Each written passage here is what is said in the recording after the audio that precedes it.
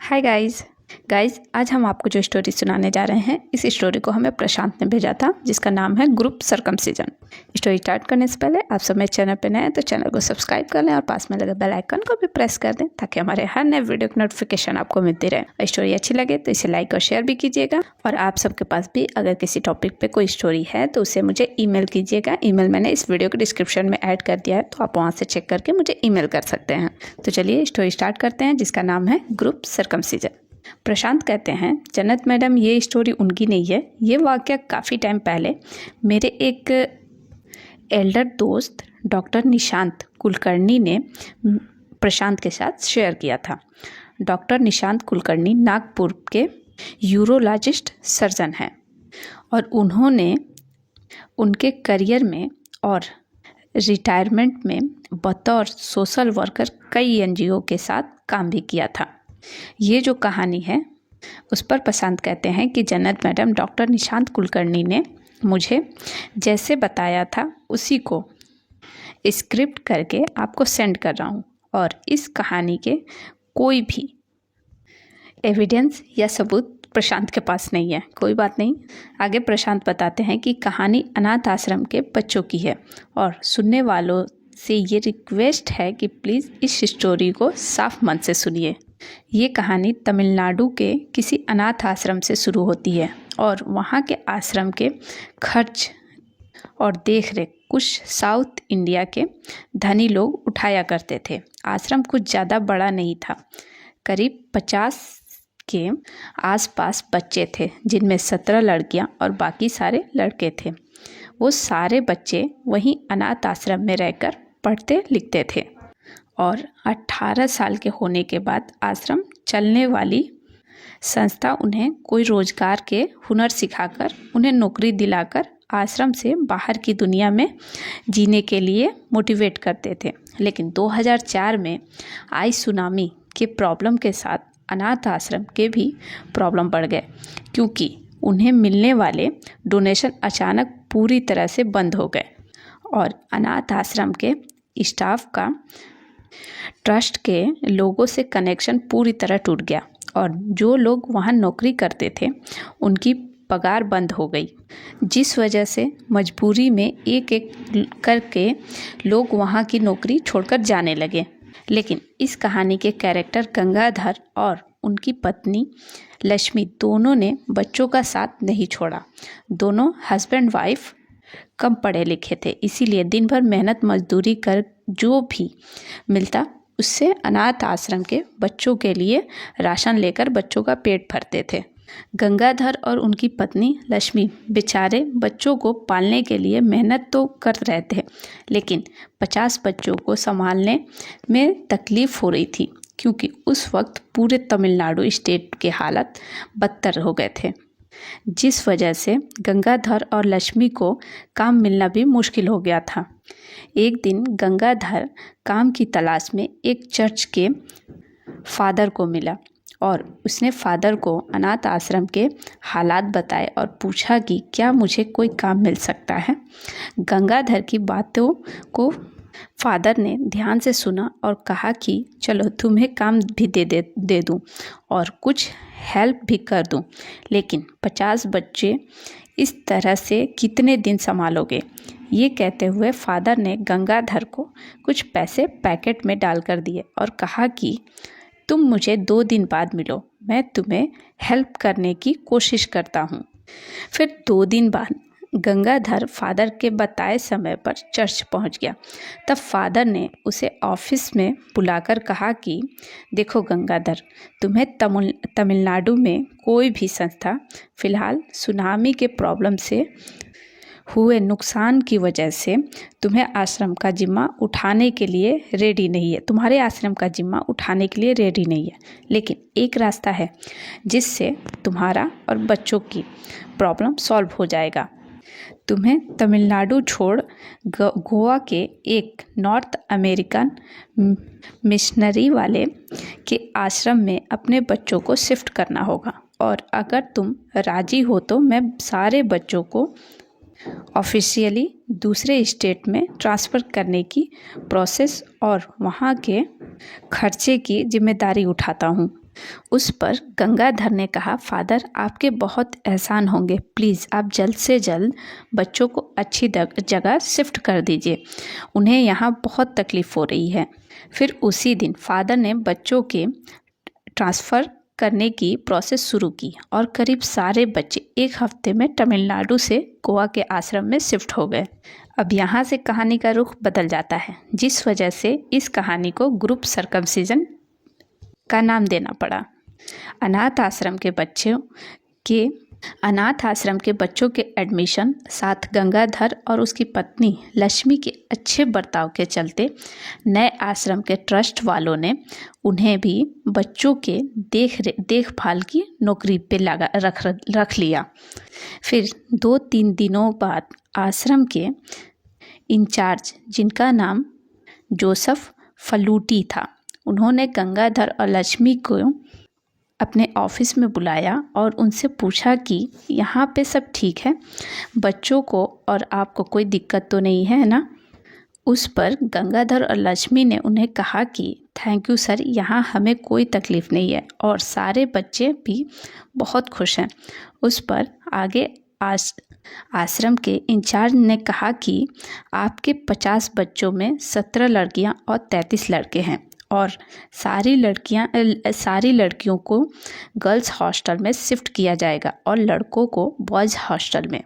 और कल हमारी मेडिकल टीम आएगी जो सारे बच्चों का फुल बॉडी चेकअप करेगी ताकि आगे चलकर उन्हें कोई हेल्थ की इशू ना हो। तो गंगाधर और लक्ष्मी, आप दोनों मेडिकल टीम को ज़रूरत पड़े तो हेल्प करना। और सबसे ज़रूरी बात यह है कि अनाथ आश्रम अमेरिकन मिशनरी संस्था चलाती है, तो हमें उनके रूल फॉलो करने पड़ते हैं, जिस वजह से यहाँ के सारे लड़कों का हेल्थ बेनिफिट के चलते सर्कमसिजन किया जाता है। उस पर गंगाधर ने इंचार्ज से पूछा कि ये सर्कमसिजन क्या होता है। तब जोसेफ फ्लूटी ने हंसते हुए कहा, कल जब मेडिकल टीम आएगी तब आप समझ जाओगे। फिर जब दूसरे दिन मेडिकल टीम आश्रम पहुंची, उनमें फीमेल डॉक्टर लड़कियों को अलग रूम में ले गई और जेंट्स डॉक्टर लड़कों को लेकर अलग रूम में गए और बारी बारी सभी लड़कों को एग्जामिन किया। और उन्होंने गंगाधर को पूछा कि इनको पहले वाले आश्रम में इन बच्चों को कौन नहलाया धुलाया करता था। तब गंगाधर ने कहा कि बच्चे 8-10 साल के होने तक मैं और स्टाफ के कुछ लोग लड़कों को नहलाया करते थे। उसकी बात सुनकर डॉक्टर बोले कि 33 में से करीब 20 लड़कों में फाइमोसिस और परफॉर्मसिस की प्रॉब्लम है और सिर्फ 2 लड़कों की मुस्लिम होने की वजह से पहले खतना हुई है। डॉक्टर की ये बात सुनकर गंगाधर को आहिस्ते आहिस्ते ये समझ में आया कि डॉक्टर इन 2 मुस्लिम लड़कों की तरह बाकी के सारे लड़कों की खतना करने वाले हैं। गंगाधर ने दबी आवाज़ में डॉक्टर से पूछा, डॉक्टर साहब क्या ये करना ज़रूरी है? बच्चों को तकलीफ़ होगी ना? ये बोलते हुए गंगाधर के आँखों से आंसू निकल आए। गंगाधर की ये हालत देखकर डॉक्टर समझ गए कि ये आदमी आश्रम के बच्चों को बहुत प्यार करता है और तब डॉक्टर ने गंगाधर को पास बुलाया और उसके पीठ पर हाथ रखते हुए बोले, अमेरिका में हर बच्चों का बचपन में ही सर्कमसिजन यानी खतना किया जाता है ताकि उन्हें आगे चलकर आने वाली कुछ बीमारियों या इन्फेक्शन से बचाया जा सके। और यहाँ के कई बच्चे पढ़ लिखकर इस मिशनरी वालों की मदद से अमेरिका में हमेशा के लिए सेट हो गए हैं। और तुम चाहते हो कि मैं तुम्हें और ठीक से समझाऊं, तो ये समझ लो कि सर्कमसिजन करने से बच्चों में मास्टरबेशन की आदत नहीं पनपती है। इतना समझने के बाद गंगाधर ये समझ गया कि अगर बच्चों को यहाँ रखना है तो यहाँ के रूल फॉलो करने ही पड़ेंगे।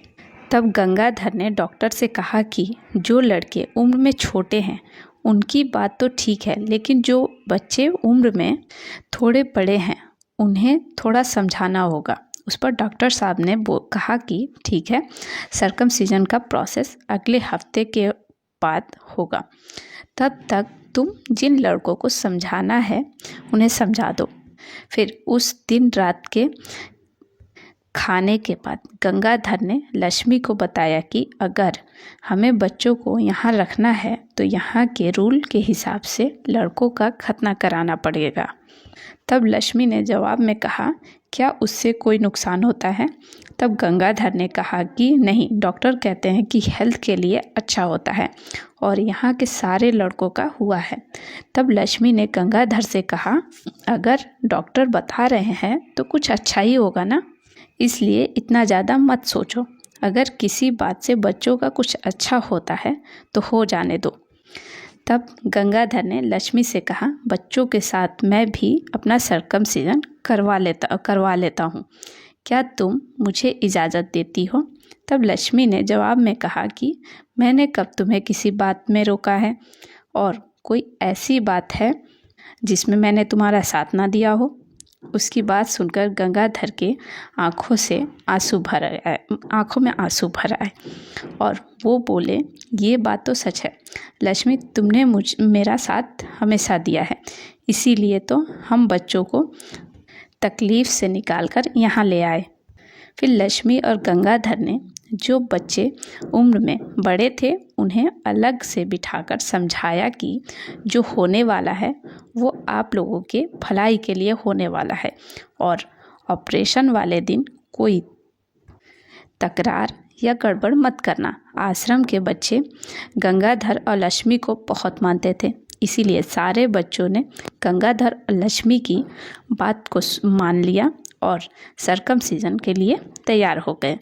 फिर गंगाधर ने आश्रम के इंचार्ज से कहा कि वहाँ भी बच्चों के साथ अपना सर्कमसिजन करवाना चाहता है। तब जवाब में उन्होंने कहा कि ठीक है, करवा लो। और आश्रम के इंचार्ज ने कहा कि उनके पेरेंट्स ने भी उनका सर्कमसिजन बचपन में करवाया था। मेडिकल टीम के लीडर डॉक्टर निशांत कुलकर्णी थे। उन्होंने उस पूरे दिन में गंगाधर और 31 लड़कों का उनके टीम के जूनियर डॉक्टरों के साथ मिलकर करीब 32 लोगों का सर्कमसिजन किया था। बस ग्रुप सर्कमसिजन की स्टोरी यही ख़त्म होती है और आगे प्रशांत कहते हैं कि उनके एल्डर दोस्त डॉक्टर निशांत कुलकर्णी ने इस वाक्य को ग्रुप सर्कमसिजन कहते हुए प्रशांत के साथ शेयर किया था और प्रशांत ने इस स्टोरी को आप सबके साथ शेयर किया है मेरे जरिए।